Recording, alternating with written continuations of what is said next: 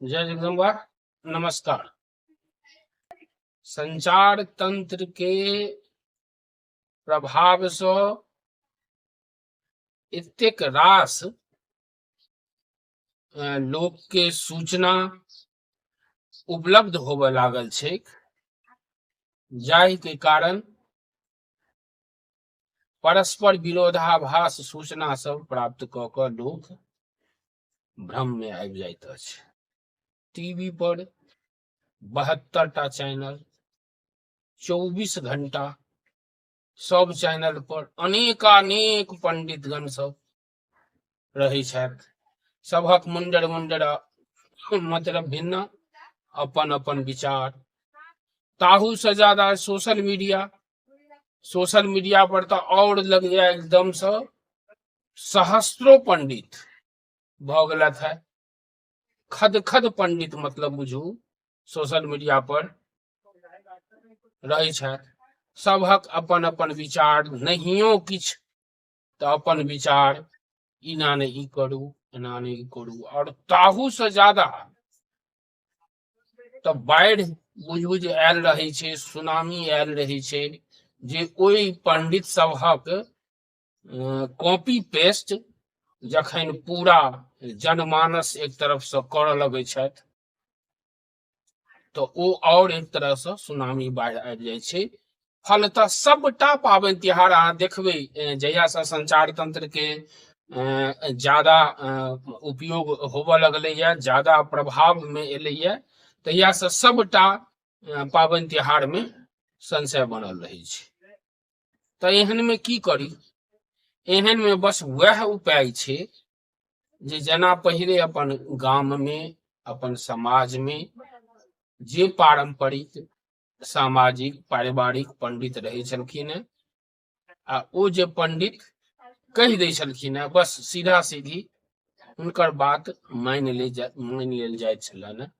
तहिना अखनो अपन परिवारक, अपन कुल परंपराक, अपन समाजक जे पंडित छथि तिनका से पूछी, ओ जे कहता से आंख मान कर एक तरह से मान ली।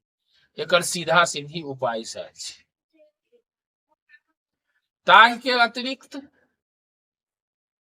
थोड़ेक जो अपन बुद्धि विवेक के जो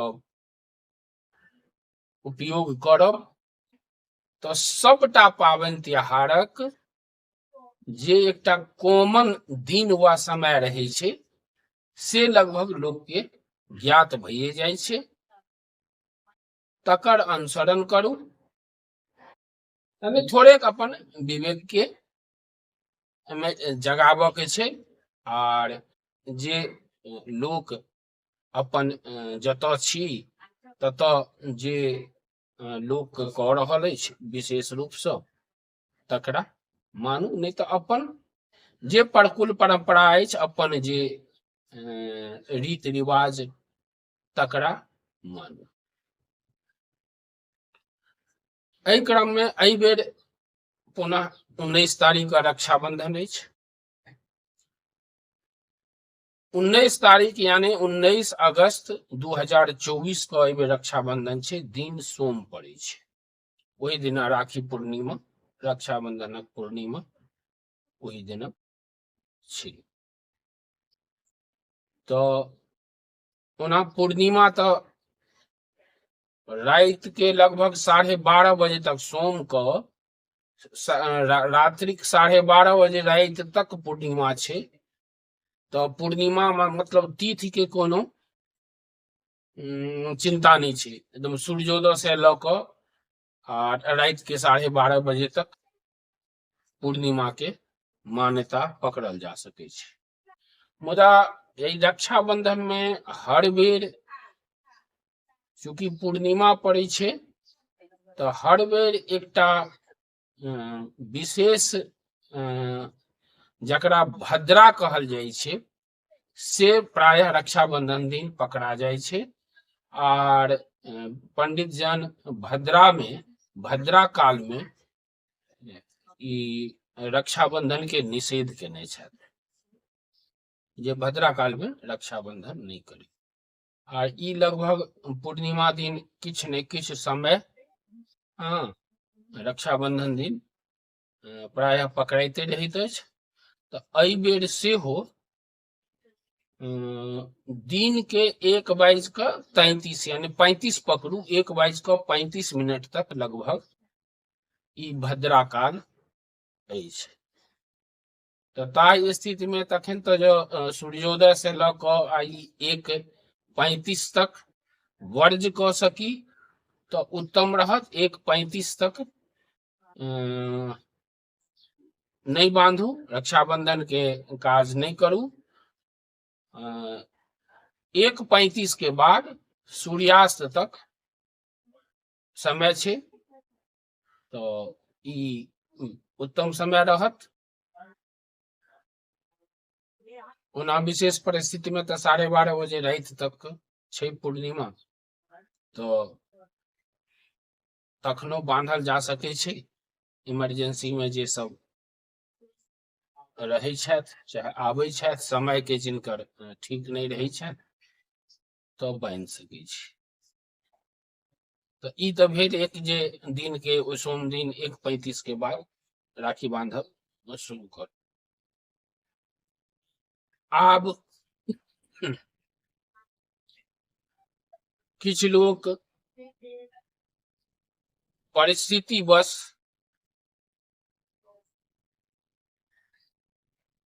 ई परिस्थिति रही छन हुनका जे हमरा लग में समय नहीं अछि, जेना सुरक्षाकर्मी सब, प्रशासनिक विभागक कर्मी सब, अहिना बहुत रास जे हुनका बस में नहीं छन, समय नहीं छन, तिनका सबके लेल की करत।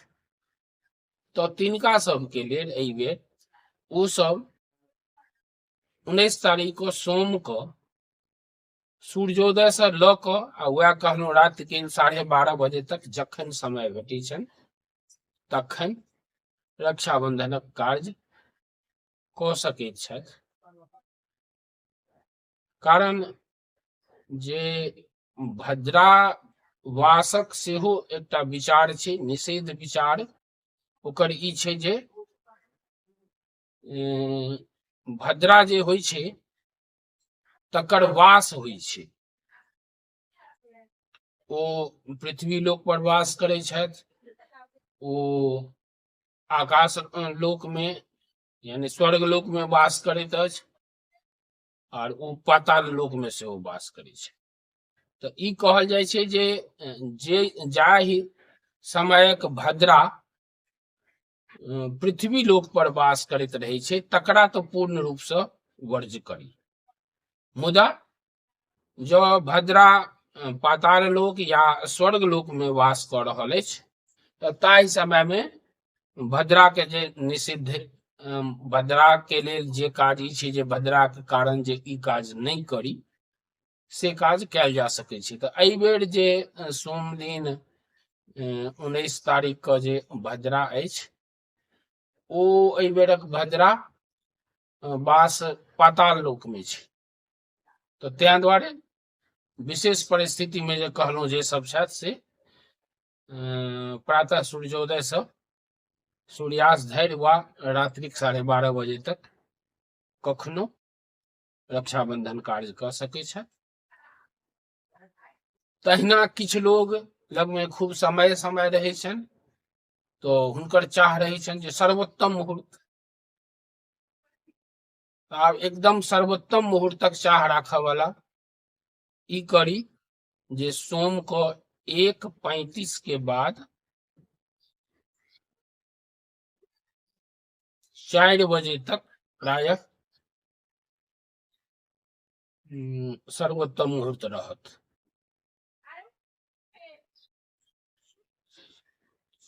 3:30 बजे तक पकड़ सकै छी। 1:35 से 3:30 बजे तक, हाँ दिन के 1:35 से 3:30 बजे तक सर्वोत्तम मुहूर्त रहत। ओकर बाद 3:30 से 5 बजे तक छोड़ सकै छी और 5 से पुनः सूर्यास्त तक यानी 6:30 बजे तक फेरो सर्वोत्तम मुहूर्त रहते। कहकर जे अपन जगह के सूर्यास्त देख ले, आ सूर्यास्त से 1.5 घंटा पहले से हो सर्वोत्तम मुहूर्त रहते, और एम्हर 1:35 से लगभग 3:30 बजे तक सर्वोत्तम मुहूर्त हेतै। तो सबटा बात विक्षा के कहि देलहुं, ज्यादा संशय नहीं पालऽ के छै, ज्यादा भ्रम में नहीं रह के छै। अपन समाज, अपन परिवार, अपन परंपरा के जे विद्वत जन छथि, पंडित जन छथि, ओ जे कहत तहिना आंखि मिंद कऽ ओकर पालन करू।